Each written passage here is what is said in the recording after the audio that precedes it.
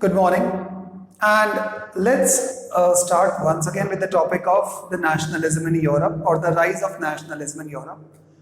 So now we have seen that finally these revolutionaries or the liberalists, which were being, led by the middle classes, now they have decided that they are going to meet. They are going to meet in the Saint Paul Church, and over there is going to be, this assembly which is going to be decided, and then they are going to place their demands that we require a constitutional kind of monarchy, not absolutist form of monarchy. Now आप बोलोगे sir दोनों में difference क्या है? Constitutional monarchy और absolutist monarchy दोनों same ही तो होते हैं. कॉन्स्टिट्यूशनल मोनार्की के अंदर of course rules and regulations के हिसाब से चीज़ें चलेंगी. जो पब्लिक ने डिसाइड किया आपको वो बात सुननी पड़ेगी, but of course the final power is going to rest with the monarchy, जो भी किंग होगा. बट यदि आपने एब्सोल्यूटिस्ट मोनार्की की आप बात कर रहे हो, इसका मतलब है जो भी रूलर्स ने डिसाइड कर दिया बिना किसी बेस के, बिना रूल्स एंड रेगुलेशंस के, वो चीज़ें फाइनल हो जाएंगे. Now finally they all reached this particular church, and let's see whether they actually could bring certain changes or not. So in 1848 there was this constitution was drafted, because constitution का मतलब क्या होता है? That is kind of a rule book, that what are your rights, what are your duties, how will you perform, what you should do, what you should not do, so that कि जब भी कभी कोई judiciary होती है, जो जजेस होते हैं, जो कोर्ट्स होते हैं, ये ऑनरेबल कोर्ट्स डिसाइड कैसे करेंगे कि कोई भी रूल सही है या गलत, बिकॉज वहाँ पर भी तो ह्यूमंस बैठते हैं. So those people can also be influenced, and that's the reason why. So they drafted a constitution, and the German nation was finally headed by a monarchy which was subject to parliament. तो उन्होंने ये rule रखा कि आप as it is ruler रहोगे, but there has to be a monarchy. I mean, there has to be a monarchy which should be subjected to the parliament. जो भी rules and regulations होंगे वो मिडिल क्लासेस से भी discuss करे जाएंगे या उनके रिप्रेजेंटेटिव से. Friedrich Wilhelm IV, which was the king of Prussia, he rejected this and he said that I am not going to allow this nonsense to happen. So what I am going to do is I am going to finally join the monarchs, and जिस तरह से चल रहा है उसी रंग से चलेगा. अब यहाँ पर भी प्रॉब्लम आना चालू हो गया.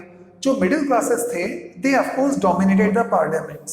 सो मिडिल क्लासेस जिन्होंने पार्लियामेंट को जो डोमिनेट कर रहे थे, उन लोगों ने आर्टिसंस, जो आर्टिस्ट लोग थे, जो डेली वेजेस वर्कर्स थे, एंड ऑल दीज पीपल, उन लोगों की बातों को, या जो जूनियर वाले जो क्लासेस थे या जो स्मॉल क्लासेस थे, उन लोगों की बातों को उन्होंने सिंपली इग्नोर करना चालू कर दिया. And that's the reason why the middle classes were actually being now resisted by the peasants itself. They were being resisted by the artisans and workers. And finally, these middle classes simply lost support. अब इसका मतलब है that since क्योंकि majority by the way monarchs के पास में आ गया once again, so इसका मतलब है कुछ हुआ ही नहीं. And that's the reason why finally the army was being called up and the assembly was disbanded. मना कर दिया कि इस तरह का कोई भी रूल नहीं होगा. But please understand that 1848 actually gave a lot of thinking process or a lot of thought process to these monarchs and conservatives, because now they have already realized कि ये revolution बहुत बार चल रहा है, और यदि हमने जल्दी इसके बारे में कुछ नहीं किया, if we are not going to take any action against it, maybe we will be forcefully be evicted or will be shown the door. So they said that what exactly is the solution? They said, okay, let's do one thing. Let's give certain concessions what they are asking for. जो वो लोग मांग रहे हैं, कुछ उनकी demands को पूरा कर लेते हैं ताकि हमारा रेजिम तो बचा हुआ रहेगा. So let's see. इसके पहले, before I discuss this topic, there was this line which is also written, that is, women were allowed as observers. Understand what do you mean by this statement? This statement means that women were not actually granted suffrage, the voting rights, and that means that even in the Saint Paul church meeting जो assembly convene हो रहा था, वहाँ पे women को बोला गया कि आपको बात करने की परमिशन नहीं है, you will only B observing. Shocking thing, women participation during this particular revolt of 1848 and 1847, that was huge.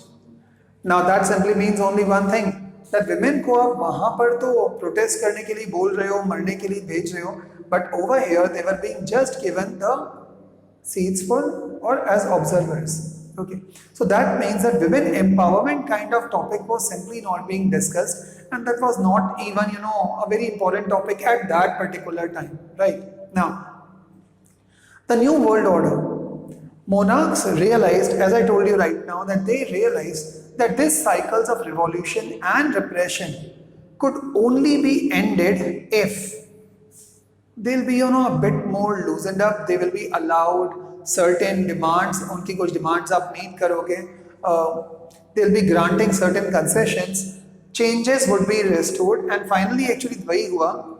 जो changes by the way Napoleon के बाद में आए हुए थे, now those particular changes were restored back. जब जो 1815 का टाइम था उसके पहले के जो रूल्स एंड रेगुलेशंस थे उनको रेस्टोर किया गया, थिंकिंग दैट अब तो रिवॉल्यूशन नहीं होगा. Now, Habsburg rulers granted more autonomy to Hungarians. Who are the Hungarians? The citizens of the country Hungary or the Hungary, and उनके हम लोग citizens को बोलते हैं Hungarians. So, Habsburg rulers ने उन्हें grant किया, उन्हें permission grant किया, उन्हें autonomy grant किया, that finally yes, you would be granted the autonomy to these Hungarians in the year 1867. Making of Germany and Italy. Now let's understand large landowners. Now what are the large landowners known as? Large landowners are known as the Junkers. Now they strictly, simply oppose this particular idea that Prussia को हम freedom देंगे and Germany को हम nation state बनाएंगे and so on and so forth. So they were simply against it. And why? See guys, it actually makes logical sense because उन लोगों का profit हो रहा होगा, तो of course they do not want the power to be snatched from their hands.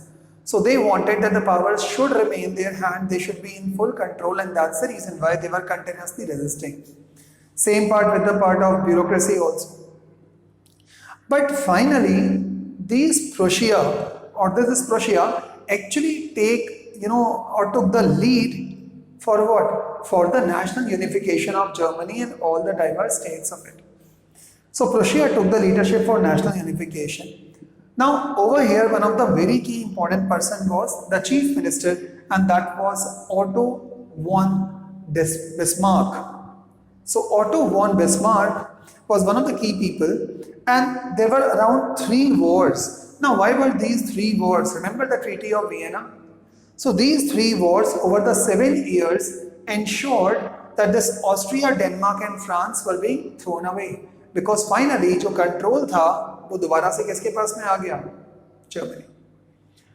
And this ended with the Prussian victory, and finally Prussia जीत गया under these able leadership के under, and इनकी जो regime थी वो खत्म हो गई.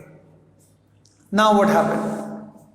In the January 1871, okay, or the month of January 1871, Prussian king, that is William I, which was a German emperor, okay, now इनको finally honor दिया गया that you are going to be the German emperor, and this particular convention was being held in the Versailles. Okay, now let's see what actually happened on this morning.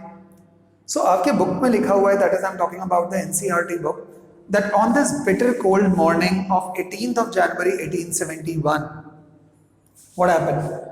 Assembly of princes, pardon me, assembly of princes of German states were all gathered, and that was the unheated hall of mirrors in the palace of Versailles. So you can understand that was unheated palace because it was a very cold and chilling morning, and cold can be pretty low in terms of temperature right over there in Germany.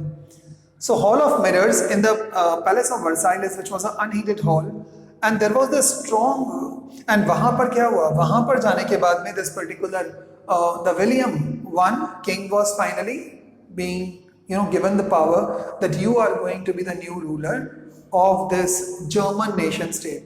Now please understand that German nation state का उस time पर एक तरह से unite होना और Prussia की victory against these so-called superpowers was a very huge amount of a kind of a turning event in the history.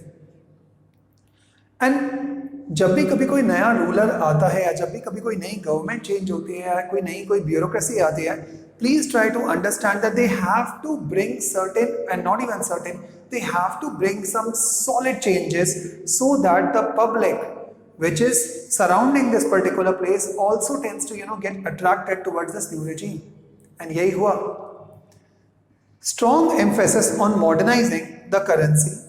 जो करेंसीज थे, याद करो जो बात चल रही थी कि अलग अलग जगह पर अलग अलग करेंसी है, हर एक का अलग अलग स्टैंडर्ड्स एंड रेट्स हैं, कस्टम टैक्सेस हैं, टोल्स हैं, टाइम बहुत लगता है. All of this was now being modernized. So strong emphasis on modernizing the currency, banking, legal and judicial system, everything was revamped. सबको चेंज किया गया. जब इतने सारे चेंजेस होना स्टार्ट हुए जर्मनी के अंदर, and this finally became the model. So who became the model for Germany? Prussia and the nation state for the part of Germany actually became the model for rest of the Germany to get united. क्यों? Because बाकी जितने भी जो Germany के जो छोटे छोटे provinces होंगे, अब उन सब जगह पर ये बात फैलना चालू हो गई कि यदि हम लोग भी एक स्टेट बनाए, एक नेशन स्टेट बनाए, यदि हम लोग भी फाइट करें in a united way, then it's understood that ultimately we are also going to become same like the way Prussia is. So everybody started making this role model of Prussia. तो सब लोगों ने अपना nation state का dream को search करने के लिए प्रुशिया को एकदम ऐसा गॉड बना लिया, एज अ रेफरेंस बना लिया, एंड सब लोगों ने फाइट करना स्टार्ट कर दिया. And that led to what? That led to the unification of Germany. So if you can understand guys that ये पूरा का पूरा जो प्रोसेस है यूनिफिकेशन का, that was not brought in a single day. Can you see this? The writing on the wall clearly says that there were 3 wars over 7 years. तो 7 साल उन्हें continuously wars करना पड़ा था. There were these 3 wars and that were with superpowers, जिनके पास सारी powers थी. And तब जाकर के कोई एक nation state बनता है. And that's the reason why I always say that whenever you see the tricolor of India, always give a salute or always bow to it. Why? Because there were so many amount of blood and sweat and strategies and talks and negotiations actually went up only to make sure that me and people like you can breathe in this free air. So guys, I am not saying that you need to be patriotic and you need to join army and civil services and all those particular kind of things.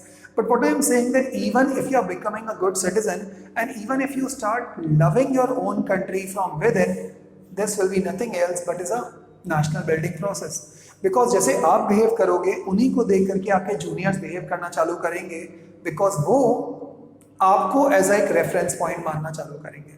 And if you could clearly see, since Prussia, किसी ना किसी को तो lead लेना ही पड़ेगा.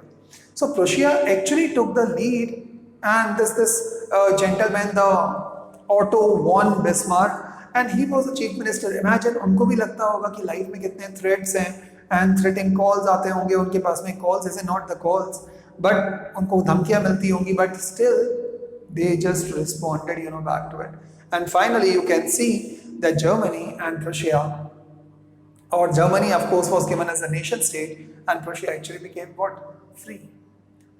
So with this part we are going to end today's lecture on the rise of nationalism in Europe, and we are of course going to start tomorrow the next topic, and which was the unification of Italy, and which also would not come so easy. So you are going to see that how this Habsburg Empire was actually responsible not for liberating these liberal movements or not allowing these liberal movements to move ahead. So guys, thank you guys so much once again. My name is Gautam Jain and we'll meet you tomorrow guys. Enjoy, love you all, take care and bye.